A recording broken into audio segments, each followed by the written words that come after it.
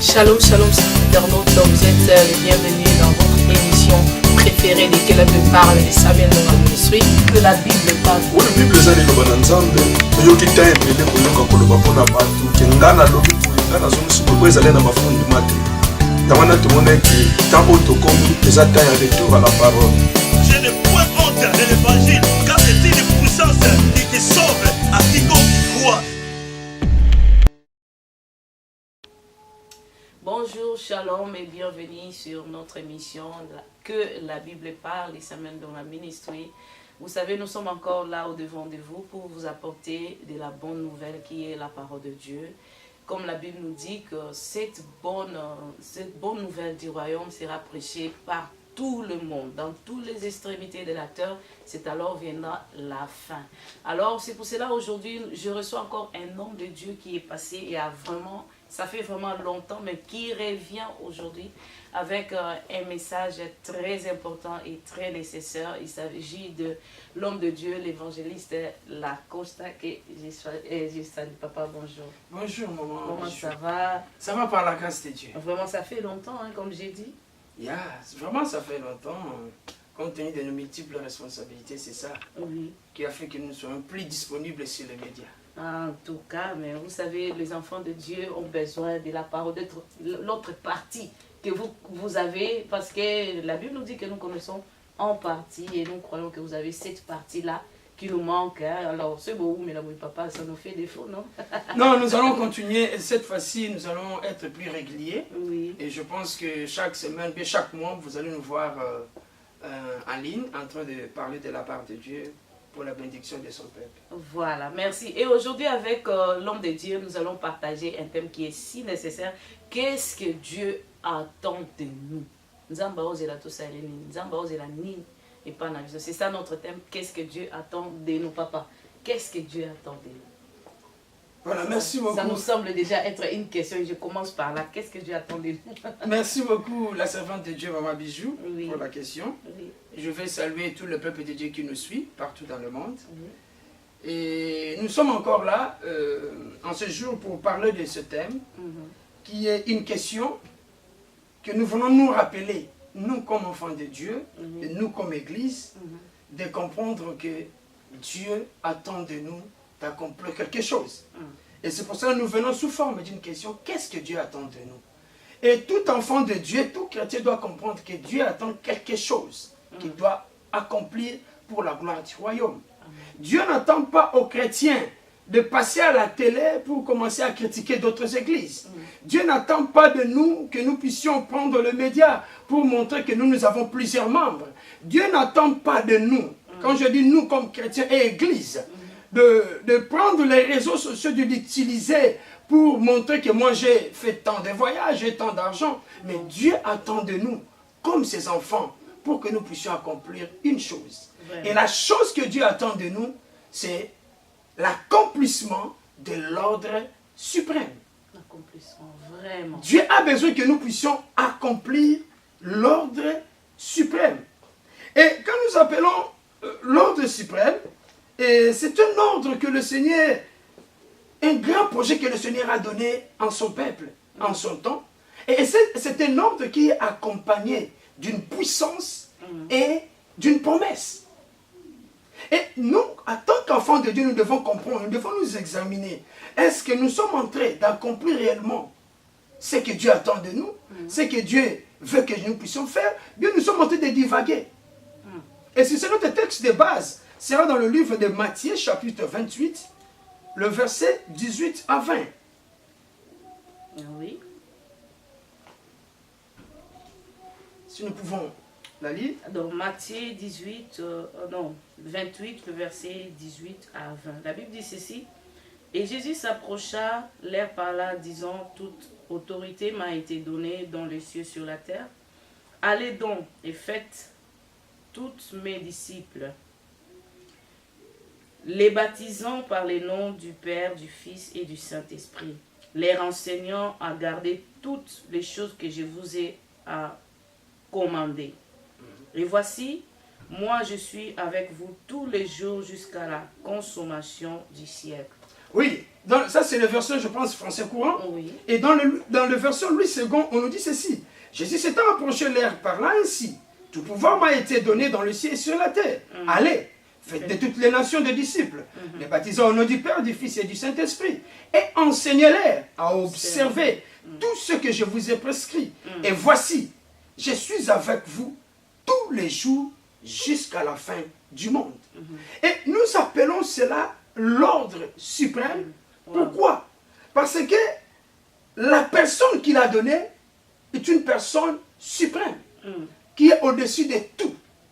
Et la personne qui est au-dessus de tout, quand il donne un ordre, et cet ordre-là prend la connotation de cette personne, et cet ordre-là devient suprême. Et quand nous parlons de l'ordre, pour définition, nous pouvons dire que l'ordre, c'est l'acte par lequel une autorité supérieure manifeste sa volonté à l'égard de quelqu'un ou d'un groupe. Donc cela veut dire, une autorité qui est supérieure à notre Jésus-Christ a manifesté sa volonté à l'égard de nous, qui devons l'accepter comme Seigneur et Sauveur. Qu'est-ce que nous devons faire? Nous devons aller. Dans le verset 19, c'est en impératif. Aller, c'est un impératif. Donc nous sommes appelés à comprendre. Nous qui sommes appelés enfants de Dieu, nous qui sommes appelés Église, le Seigneur nous a laissé un ordre. Un ordre, comme je l'ai dit, qui est accompagné d'une puissance extraordinaire. Et c'est pour ça qu'il a dit, tout pouvoir m'a été donné. Et d'abord, il a commencé à dire tout pouvoir. Parce qu'il y aura des obstacles, il y aura des difficultés. Mais je veux que vous sachiez, moi qui ai le Christ, le Seigneur m'a tout donné. Comme il m'a tout donné, moi je vous envoie. J'ai le contrôle de toutes choses. J'ai le contrôle de toute réalité. Je vous envoie pour aller. Parce que c'est un grand combat spirituel d'aller parler de Christ et permettre que quelqu'un puisse abandonner les péchés et venir au Seigneur. C'est un réel combat spirituel. Et Dieu nous a déjà rassurés en nous donnant cette promesse, en nous disant ceci. Tout pouvoir m'a été donné. Je suis au contrôle de toutes choses. Et vous devez seulement faire quoi? Obéir et avancer. Et maintenant, l'Église, nous devons réfléchir. Nous sommes en train d'obéir à cet ordre ou comment nous sommes en train d'avancer? Parce que cet ordre, nous allons voir dans la suite. Comme nous avons dit, qui a donné, et nous allons parler, creuser, qu'est-ce qu'est cet ordre? Parce que nous sommes en train de frôler pour donner d'abord des définitions, qu'est-ce que l'ordre suprême. Et le Seigneur qui nous a donné cet ordre, comme il est suprême, il veut que nous puissions aller. Il dit que non, je connais la faiblesse, les capacités de mes enfants. Il dit, tout pouvoir m'a été donné. Donc vous devez être rassurés que le pouvoir est à moi. Il n'arrête pas là. Il dit encore, je serai avec vous. Cela veut dire, il vous donne un ordre.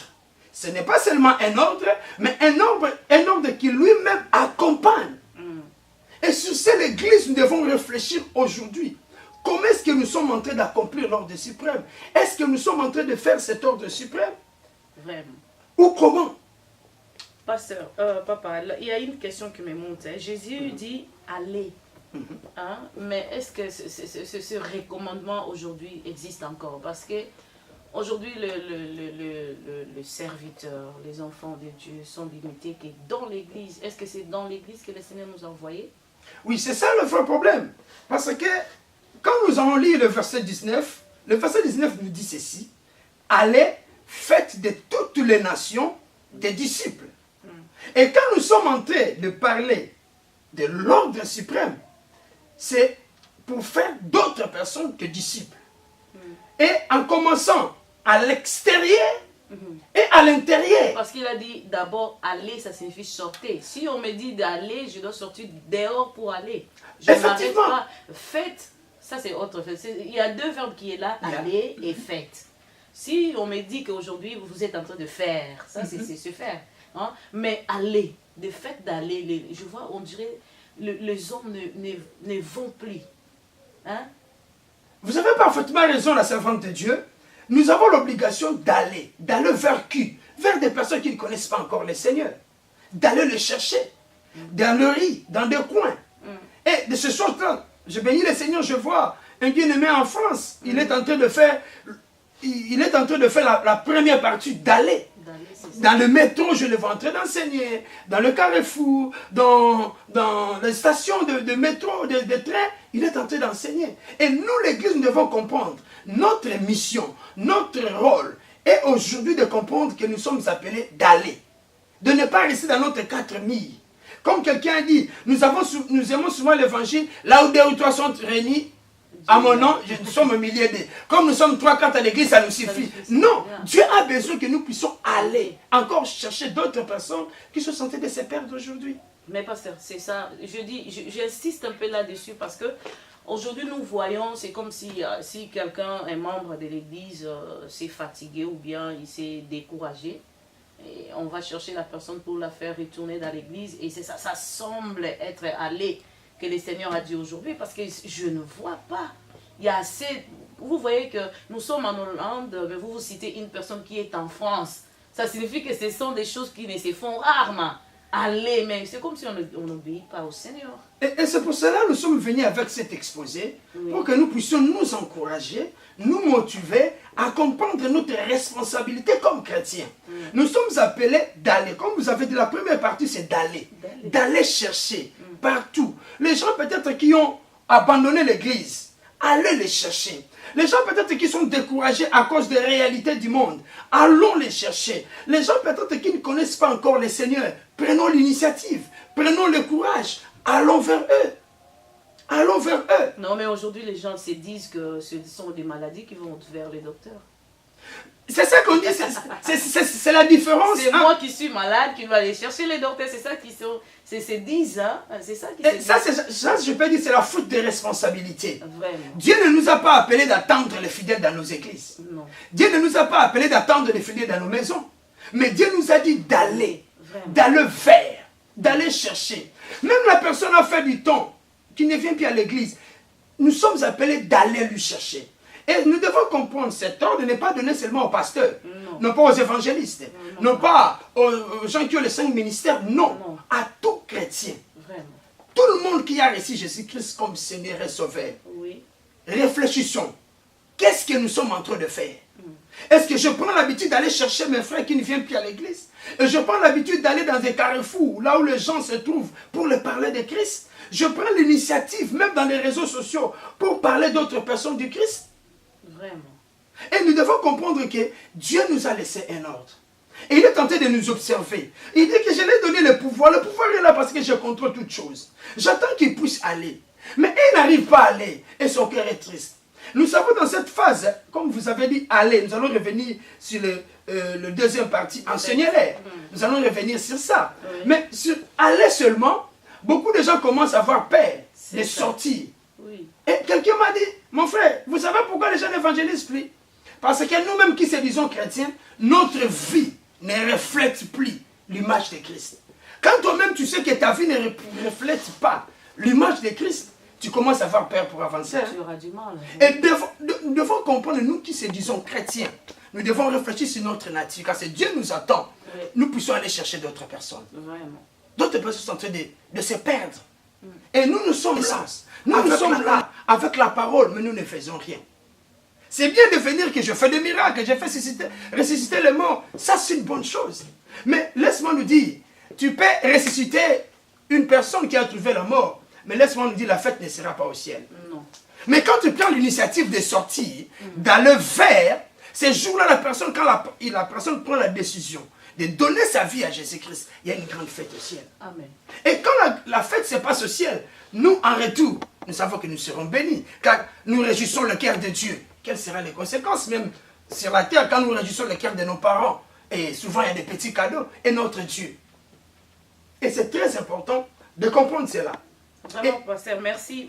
Je ne suis pas pressée avec ça, parce que je sais que c'est un terme dont les enfants, nous, les enfants de Dieu, nous avons besoin pour un peu réveiller un peu notre conscience, comme a dit même le thème, hein, qu'est-ce que Dieu attend de nous, hein, de prendre conscience, de savoir qu'est-ce que Dieu attend de nous. Mais qu'est-ce qui se fait que les gens ou bien les enfants de Dieu ont vraiment du mal pour aller, même le serviteur de Dieu? Parce que ici nous voyons que c'est bien que c'est dit que c'est à tout enfant de Dieu, tout disciple de Jésus, que cet ordre est donné, mais aussi il y a des ministères qui sont là spécialement aussi pour ça.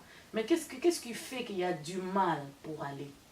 Oui, merci beaucoup pour la question. Comme vous venez de dire, il y a des ministères spécialisés dans les domaines de l'évangélisation. Oui. J'en connais peut-être beaucoup, je peux citer Campus pour Christ. Leur spécialité, c'est les disciples-là. C'est ça leur force. Mais le problème qui fait qu'aujourd'hui, beaucoup de gens ne puissent pas prendre l'initiative. Nous avons discuté un jour dans une conférence, on se trouvait parmi le leader. Oui. Comme je l'ai dit la première fois auparavant, que la première des choses qui fragilise l'évangélisation, c'est nous-mêmes, notre propre vie. C'est vrai que nous disons chrétiens, mais nous n'avons pas un bon témoignage. Vous savez que les apôtres à l'époque, je pense que dans le livre de Luc, je crois, ou quelque chose, et le Acte chapitre 17, le verset 6e, les gens ont dit, mais ces gens qui ont bouleversé le monde sont arrivés vers nous. Acte chapitre 17, verset 6. Pourquoi? Leur vie était un témoignage. Leur nature, ils reflétaient l'image de Christ. Mais aujourd'hui, quand on nous dit, celui-là est un chrétien, il est serviteur de Dieu, on commence même à avoir peur de se présenter devant les gens. Et ça, c'est l'une des choses, une des causes qui empêchent que les gens puissent prendre l'initiative pour aller parler de Christ. Et la deuxième des choses, je peux dire, c'est qui décourage, ou bien qui empêche que les gens prennent l'initiative sur l'évangélisation, c'est la manque aussi de formation. Le peuple de Dieu ne sont pas formés. Comment ils peuvent s'y apprendre pour parler de quelqu'un de Christ? Souvent, nous faisons des pré-évangélisations. Nous pouvons parler de Jésus-Christ, mais nous n'arrivons pas à arriver jusqu'au bout à lancer les défis à une personne pour donner sa vie à Christ. Souvent, nous parlons de Jésus qui est ceci, Jésus qui fait cela. Voici les fleurs de notre église. Nous avons fait, moi j'appelle ça la pré-évangélisation. Mais nous allons arriver à l'évangélisation, bien amener les gens à accepter Christ. C'est quand nous allons les lancer un défi. Nous les présentons le Christ. Dieu est bon, Dieu est amour, Dieu nous aime. Mais le péché nous sépare. Mais malgré cela, Dieu a trouvé une solution. Et la solution, c'est qui? C'est Jésus. Est-ce que, en comprenant que la solution est Jésus, que devons-nous faire? Nous sommes appelés à prendre une décision de l'inviter. Mon frère, ma soeur, petit, inviter Christ dans ta vie, aujourd'hui comme Seigneur et Sauveur. Et beaucoup nous n'arrivons pas à ce niveau, parce que tantôt nous ne sommes pas formés, nous ne savons pas comment le faire. Nous pouvons parler de nos témoignages, mais à la fin, nous finissons, nous sortons. Or, en lançant les défis, nous pouvons gagner une âme. Donc c'est ça que je suis en train de dire, la manque de la formation aussi empêche. Et c'est pour cela que l'Église a cette responsabilité. Et c'est pour ça, c'est ça qui va nous amener à notre deuxième point, qui est dit, enseignez-les. Parce que nous avons dit aller. C'est ça qu'on est en train de développer par rapport à aller. Oui. Aller faire des disciples. Et la deuxième des choses, quand nous sortons, c'est là que nous allons rencontrer les gens. Ah, vraiment. Et ces gens que nous allons rencontrer, et maintenant, que devons-nous faire avec eux? Oui. Ça, c'est la deuxième étape. Et ça, c'est la responsabilité qui revient à nos églises. Quand nous recevons les gens qui acceptent Christ, qui viennent dans nos églises, qu'est-ce que nous faisons? Parce que dans Actes des Apôtres, la parole de Dieu nous dit une chose. Il était, chapitre 2, il était assis dans l'enseignement des apôtres. Et par là, je comprends. Au verset 20, il dit, et enseignez-leur à observer. Et enseignez-leur, cela veut dire les aider à devenir des disciples. C'est ça l'ordre suprême. L'ordre suprême, c'est d'aller vers les gens. Vous les présentez Christ. En les présentant Christ, vous les enseignez. Donc après avoir qu'ils sont venus en Christ, il faut les enseigner. Voilà, c'est la deuxième étape. Et quand vous voulez développer les disciples-là, nous devons comprendre que la deuxième étape, c'est l'enseignement. Quelle est la place de l'enseignement aujourd'hui dans nos églises? Il y a plus de prédications que des enseignements. Il y a plus de prédications, il y a plus de fire. Les gens aiment le miracle et la puissance. Vraiment.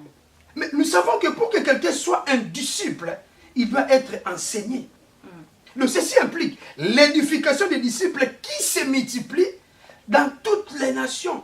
Afin qu'eux aussi, dans leur tour, qu'ils puissent aussi gagner d'autres personnes et former, et pourquoi pas, gagner aussi d'autres personnes. Vous savez que les disciples-là, c'est un cycle. Les disciples-là ne s'arrêtent pas parce que ça ne s'arrête pas à moi. Moi, je peux venir auprès de toi, je te présente Christ. Tu acceptes Christ. Et je te donne des enseignements nécessaires pour que tu sois capable d'aller aussi gagner une autre personne. C'est ça l'objectif des disciples-là. Et dans votre tour aussi, vous allez prendre la même initiative. Et l'initiative là, tu apprends aussi quelqu'un que tu vas ramener au Seigneur.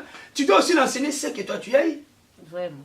C'est pour cela que la parole de Dieu nous dit c'est que tu as eu en présence de beaucoup de témoins. Il faut savoir le communiquer des personnes fidèles et capables de les transmettre à d'autres. C'est ça les disciples-là. Donc quelqu'un qui... Est-ce qu'aujourd'hui, pasteur, est-ce que si nous voyons nos églises, est-ce qu'il y a vraiment des disciples? Parce que, bon, ça c'est trop dit, parce qu'il y a, entre autres, il y a des disciples, mais il y a assez de disciples. Non, quand je suis en train de dire, vous avez posé une très bonne question, qu'il y a vraiment des disciples. Moi, je peux dire que c'est compliqué aujourd'hui. Parce que, quand nous voyons sur le terme de définition du mot disciple, disciple, ça vient du mot grec qui est, qu'on appelle mathetes. Mathetes, cela veut dire un élève. Un élève, cela veut dire quelqu'un qui apprend, qui veut être comme son maître et qui veut faire comme son maître. Et aujourd'hui, dans nos églises, si nous venons seulement par cette première définition, est-ce que nous pouvons rencontrer des gens qui se laissent comme des élèves pour qu'ils puissent apprendre et devenir comme leur maître? Je peux aussi retourner la question. Dans nos églises ou dans les coins où nous nous trouvons, on peut rencontrer des personnes qui ont aussi cette réflexe-là de faire des disciples. C'est ça. Parce que c'est ça aussi le problème. Parce que d'autres personnes sont là, ils ont besoin d'être enseignés, ils ont besoin d'apprendre, mais nous qui sommes tantôt des leaders, nous n'arrivons pas à leur donner ce qu'ils doivent avoir pour qu'ils soient solides, pour avancer. Enseignez-les à garder, c'est ça la parole de Dieu nous dit, enseignez-les à observer tout ce que je vous ai prescrit. Et cette responsabilité, comme j'ai dit, cet exposé, c'est une interpellation. Nous voulons nous rappeler, nous qui se disons enfants de Dieu, nous qui se disons chrétiens, Dieu attend de nous d'accomplir l'ordre suprême. L'ordre suprême, ce n'est pas seulement de prêcher. Et l'ordre suprême, c'est ça que nous appelons dans d'autres domaines, surtout les campus qui aiment ça beaucoup, la multiplication spirituelle. Parce que dans les églises aujourd'hui, nous voyons plus l'addition. Quelqu'un prêche, il vient au Christ, il s'arrête là. Mais la multiplication, c'est le base du disciple-là. Cela veut dire, moi je t'amène au Seigneur, j'arrive aussi à t'enseigner comment tu peux amener quelqu'un d'autre au Seigneur. Et quand nous allons sortir nous deux pour gagner des âmes, toi tu vas venir avec une personne, et moi aussi je vais venir avec une autre personne. Et la personne là que nous avons gagnée, moi je les forme encore, je l'enseigne. Et toi, vous aussi, vous enseignez la personne que vous avez gagnée. Et nous sortons. Et quelle sera la suite? L'autre va voir que la croissance va être plus parce que chacun a compris son rôle et son devoir. Donc, comme je dis, les disciples là, c'est un élève. Et les élèves doivent être là. Nous avons un problème, comme vous avez dit, dans nos églises. C'est difficile de trouver des gens qui veulent être comme leur maître. C'est difficile de trouver des maîtres qui sont modèles, où les élèves ont besoin de copier. Vraiment. C'est ça aussi le problème. Et nous devons comprendre qu'aujourd'hui, l'Église, nous sommes interpellés de comprendre que Dieu nous a laissé un ordre. Et cet ordre, c'est de faire des disciples. De faire des disciples. Et les gens qui viennent dans nos églises, même si, j'avais parlé avec quelqu'un qui dit que oh, ces gens ne veulent pas venir suivre les enseignements, bien aimés, même si vous avez 2 personnes, même une personne, prends ton temps à s'aimer tout ce que vous avez auprès de cette personne. Mais pasteur, je pense, pour un peu parler sur la personne qui a dit qu'il y a des gens qui ne veulent pas être enseignés, je pense bien que le commencement était déjà mal commencé. Si mon enfant n'est pas habitué à manger de la semoule chez moi, il ne mangera jamais. C'est ça un peu, on peut voir aussi ça comme ça, parce que si je ne suis pas habitué comme un enfant qu'on mange la semoule, je ne prendrai pas du semoule. Alors c'est ça, mais qu'est-ce qu'on peut changer, hein? Qu'est-ce qu'on peut changer pour faire plus de disciples au lieu de prédicateurs, de modérateurs, de chanteurs? Qu'est-ce qu'on peut faire? Oui, qu'est-ce qu'on peut faire? En réalité, c'est nous-mêmes qui devons prendre conscience. Nous qui sommes leaders, responsables des églises, des communautés. Et c'est pour cela, il y a une activité ici sur le concilium, où les hommes de Dieu vont se trouver pour réfléchir. Et comment l'église est en train d'avancer? Est-ce que nous sommes en train d'avancer dans la dimension où Dieu nous demande de le faire, ou bien l'église commence à aller à côté? Et je salue l'homme de Dieu, le bishop Moses, qui a organisé le concilium. Et c'est très important de telles choses, de revoir encore, quelle est la place de l'église aujourd'hui? Comment devons-nous nous comporter? Et est-ce que nous sommes en train de faire? C'est réellement ça ou comment? Oui. Et c'est très important. Nous qui sommes leaders, nous devons réfléchir. Il y a aussi un problème. Beaucoup des hommes ou des femmes qui veulent servir le Seigneur, eux-mêmes, ils ne sont pas suffisamment aussi enseignés. Et tu l'attends qu'ils puissent faire aussi. Donc nous avons vraiment un problème, un grave problème. C'est ça, il y a un souci, si je peux le dire. Oui. Et c'est pour ça que je dis, c'est pour ça qu'il y a concilium. Parce qu'il y a d'autres personnes, elles-mêmes n'étaient jamais un disciple. Mais ils deviennent ministres.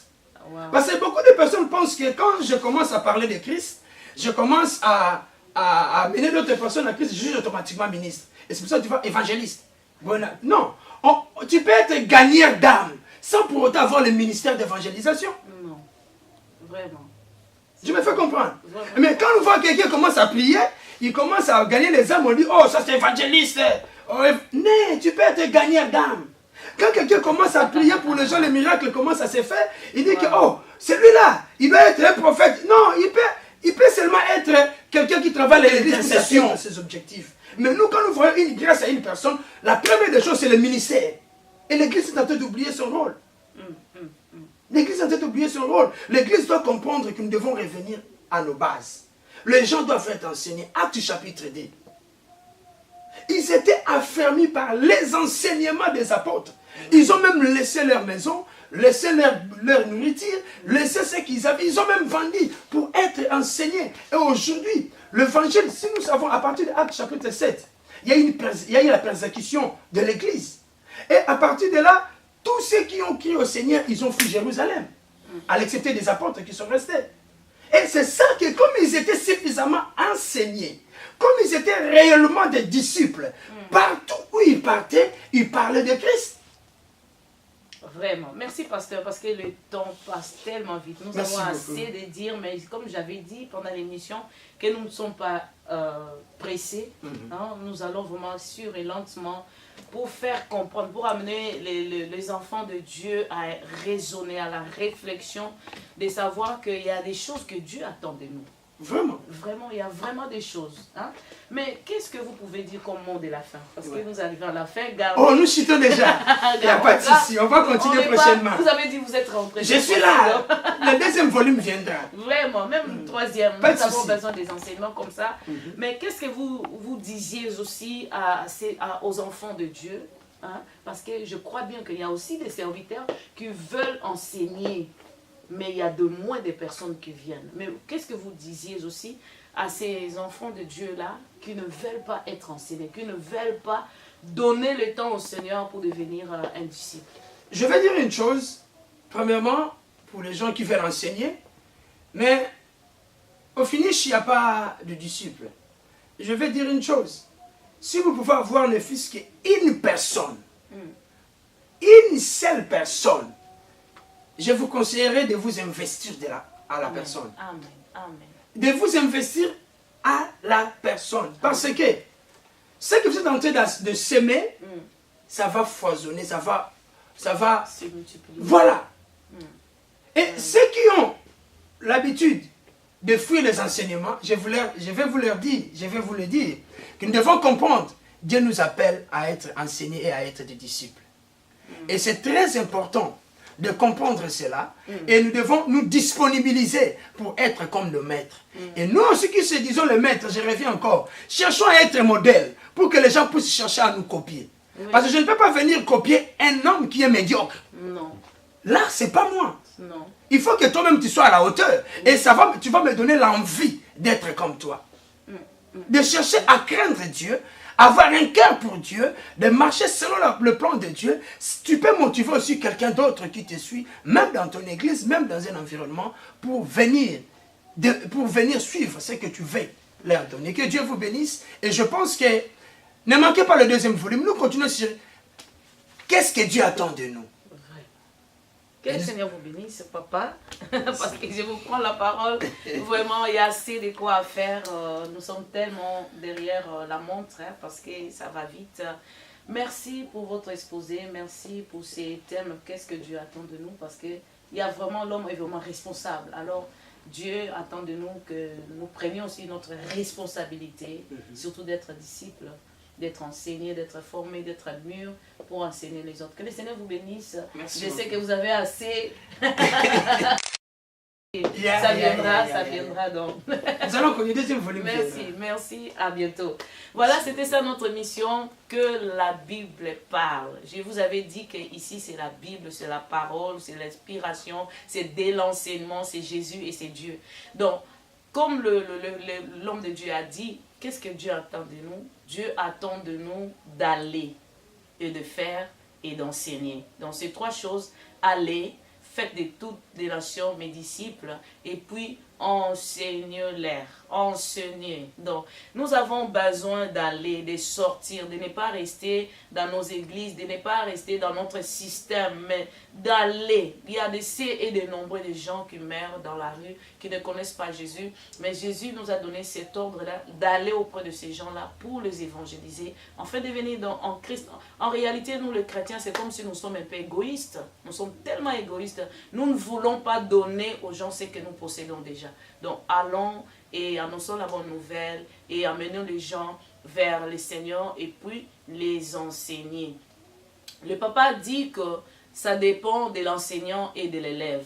Toi, comme élève, tu as besoin de l'enseignement, tu as besoin d'être formé pour aller. Si tu n'es pas formé, tu auras des difficultés pour aller. Il a dit pour l'enseignant, même si tu as une personne, reste fidèle, enseigne cette personne-là, parce qu'au travers de cette personne-là peuvent venir encore 12 ou 13 ou je ne sais pas, des nombres de personnes. Jésus est resté avec 12. Ils avaient beaucoup, tout le monde est parti, mais Jésus a gardé les 12, il les a enseignés et nous sommes le fruit de l'enseignement de ces 12-là. Que le Seigneur nous bénisse et nous serons encore avec l'évangéliste prochainement. Je sais qu'il y a vraiment des temps et des temps des choses à dire sur ces thèmes, mais restez branchés, c'est l'émission de l'homme de Dieu, c'est son émission, s'il vient, c'est son émission, et suivez-les sur Samuel Longa Ministry. À bientôt et au revoir.